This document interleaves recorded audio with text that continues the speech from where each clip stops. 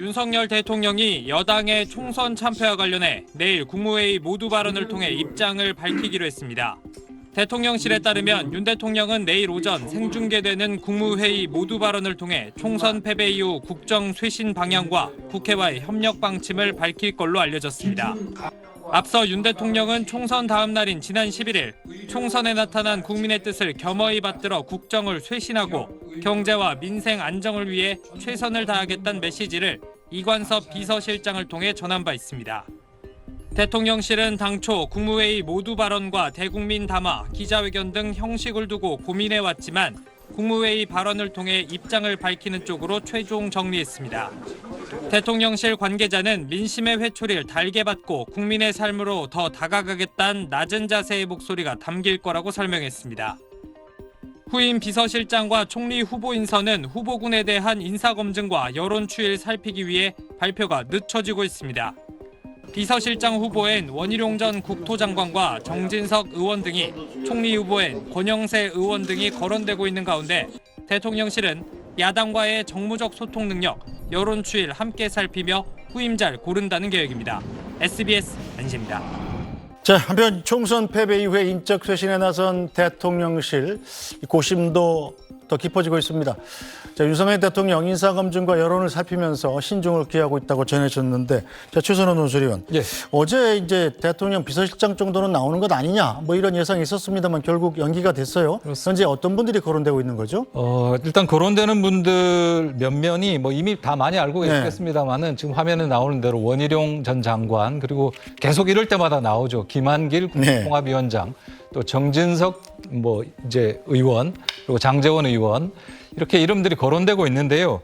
저 문제는 이제 다 맞득치 않은 부분들이 다 하나씩 있다는 겁니다. 이제 원희룡 장관 같은 경우에는 지금 개항에서 이재명 대표하고 바로 직전까지 붙었지 않습니까? 그리고 뭐 대장동 1타 강사, 뭐 서울 양평 고속도로 관련해서 이런 것들이 있었기 때문에 과연 원희룡 장관을 비서실장으로 했을 때 이게 쇄신이나 어떤 야당과의 대화 이런 이미지가 될 수 있을까? 좀 그렇고요. 오히려 더 김한길 국민통합위원장 같은 경우에는 뭐 양쪽을 다 한다는 장점이 있지만 또 잘못하면 양쪽에서 다 비토가 나올 수도 있습니다. 네. 그리고 뭐 정진석 의원 마찬가지로 이게 변화와 쇄신이냐 뭐 이런 부분들에 대해서 조금 많은 그 의구심 이런 것들이 나오는 게 사실이고요. 그래서 사실 어제는 발표가 나오지 않을까 했는데 하루 넘겼습니다. 그래서 네. 고민이 좀 더 길어지는 것 같고 뭐 나중에 다시 이야기가 되겠습니다만은 윤석열 대통령이 내일 입장을 밝힌다는 거 아닙니까? 네. 그래서 뭔가 순서가 약간씩 바뀌면서 빌드업의 과정들이 조금 바뀌는 그런 상황 같습니다. 자, 그렇다면 이재명 민주당 대표 현재 거론되고 있는 하마평들에 대해서 어떤 반응을 보였을까요?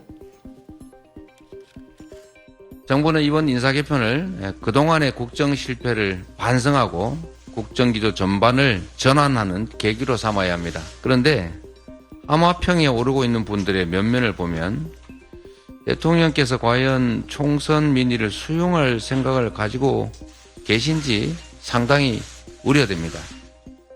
국민의 뜻을 무시하고 국민과 맞서면 어떤 결과가 빚어지는지 이미 확인하셨을 것으로 생각이 됩니다. 간곡하게 당부드리건대 주권자인 국민들이 납득할 수 있는 합리적이고 실효적인 쇄신책을 마련하시기를 당부드립니다. 김상일 평론가께서는 뭐 그래도 민주당원이시니까 네. 이재명 대표에게 좀 번역을 부탁드리겠습니다. 그래도가 아니라 민주당원입니다. 어쨌든 간에 이재명 대표의 한 얘기 중에 지금 하마평에 오르고 있는 분들 면면을 보니까 네. 대통령이 과연 총선 민의를 수용할 생각을 갖고 있는지 우려가 된다. 네. 이거 누구 저는 다인 것 같아요. 다요? 전부 다? 저는 다요? 지금 뭐 나오는 인물들은 제가 봐도 이 총선 민의는 일단 대통령 보고 변화라고 하고 있는 거고요. 네. 그 변화의 방향은 국민 통합인데 모든 걸 포용하고 껴안아라 이런 건데 네. 그런 이미지를 가지신 분들이 없어요. 다 그냥 한 편, 우리 편 이런 느낌이 나는 분들인 거예요. 네. 그러면 변화를 좀 보여주려면 대통령한테 그래도 과거에 좀 쓴소리를 했다거나 민의를 좀 전달을 했다거나 그래가지고 대통령에 의해서 좀 피해를 입었다거나 이런 사람들을 써줘야 국민들 입장에서는 와, 저거 좀 변했네? 이런 느낌이 들 거 아니에요. 뭐 끼리끼리 뭐 나눠서 돌림 노래도 아니고 이렇게 앞에 내놓으면 그게 좋게 들리겠습니까? 네. 그런 측면에서 저는 지금 하마평에 올라오는 분들은 그냥 다 같은 편으로 보인다. 물론 좀 쓴소리를 한 사람들도 같은 편이에요. 네. 그러나 이미지나 메시지로는 좀 달라지려고 하나, 조금 받아들이려고 하나, 이런 이미지를 줄 수 있잖아요. 그러니까 저는 예를 들면 이런 거예요. 선거 과정에서 대통령에게 변해야 됩니다. 국민에게 사과해야 됩니다. 한 인사들 있잖아요. 네. 서병수, 조혜진. 왜 이런 사람들은 안 올라오죠?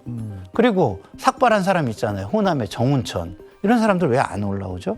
그리고 또 중간중간 방송에 나와서 또 쓴소리들 내지는 뭐 어렵지만 곤혹스러워하면서 좀 이렇게 합리적인 얘기 한 사람들 있잖아요. 하태경, 뭐 이용호 이런 네. 사람들.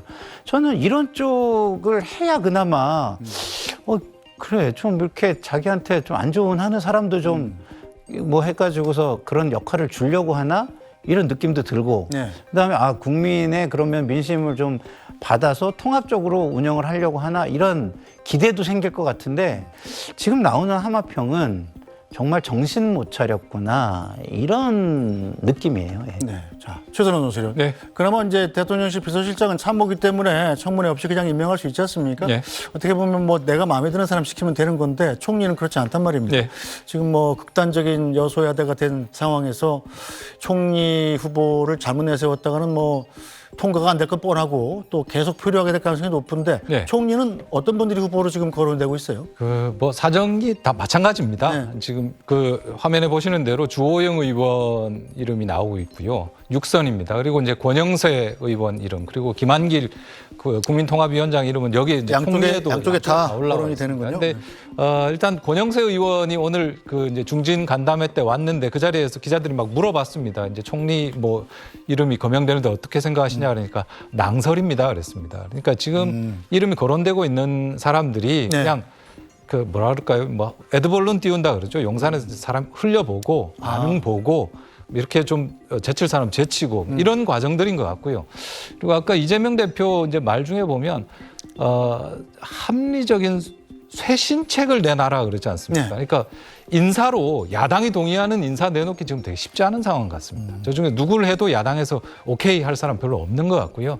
그러니까 인사도 인사지만 결국은 쇄신책이 중요한 게 아닌가 싶고 그거는 현안에 대한 입장들. 네. 그러니까 예를 들어서 최상병 순직 수사외압 특검이라든지 이런 각종 법안들이 있지 않습니까? 현안들.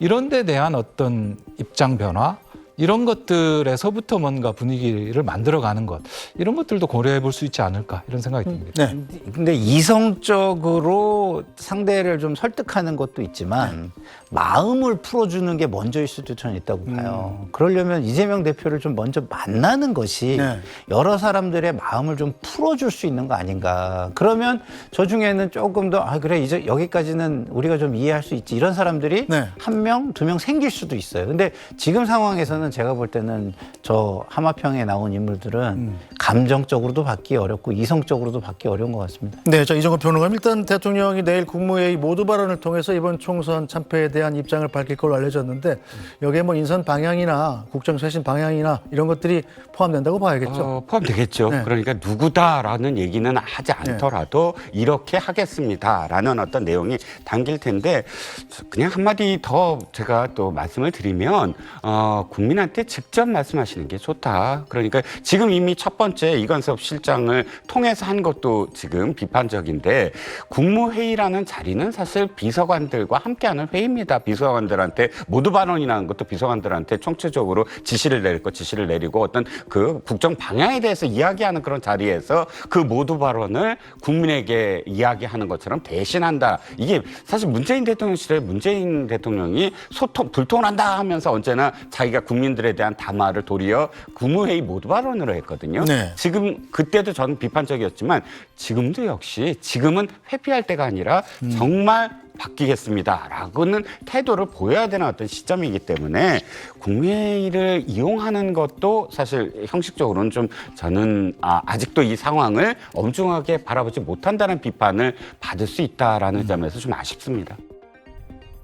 이르면 오늘 신임 대통령 비서실장을 비롯해 고위급 참모진 인선을 공개할 걸로 알려졌던 대통령실이 발표를 미뤘습니다. 후보군에 대한 인사 검증 등의 이유로 최종 인선까지는 시간이 더 필요하다는 판단에서입니다. 서둘러 발표했다 도덕적 결함이 드러날 경우 야당의 공세와 함께 민심이 악화할 수 있는 만큼 신중을 기하겠다는 대통령의 의중이 반영됐습니다. 대통령실 고위 관계자는 후임 인선이 총선 참패 이후 국정 쇄신 기조에 부합하는지 국민 여론도 종합적으로 고려하고 있는 걸로 안다고 밝혔습니다. 대통령 비서실장과 후임 총리 후보에는 유력하게 검토하던 인사들 외에 새 인물로 폭을 넓혀 탐색 중인 걸로 전해졌습니다. 윤 대통령은 이르면 이번 주 총선 패배에 대한 입장도 밝힐 예정입니다. 대국민 담화일지 국무회의 모두 발언을 통해 입장을 밝힐지 형식은 정해지지 않았습니다. 대통령실 관계자는 민심의 회초리를 달게 받고 국민의 삶으로 더 다가가겠다는 낮은 자세의 목소리가 담길 거라고 설명했습니다. 윤 대통령이 국정 쇄신에 대한 강한 의지를 밝힌 만큼 새 참모진 인선과 입장 표명이 이번 주를 넘기지 않을 거란 관측이 유력합니다. 총선 참패로 지도부 공백 사태를 맞은 국민의힘은 내일 윤재옥 원내대표 주재로 사선 이상 중진 당선인 간담회를 열고 모레 당선인 총회를 열어 새 지도체제 구성 등 수습 방안을 논의합니다. SBS 이한석입니다.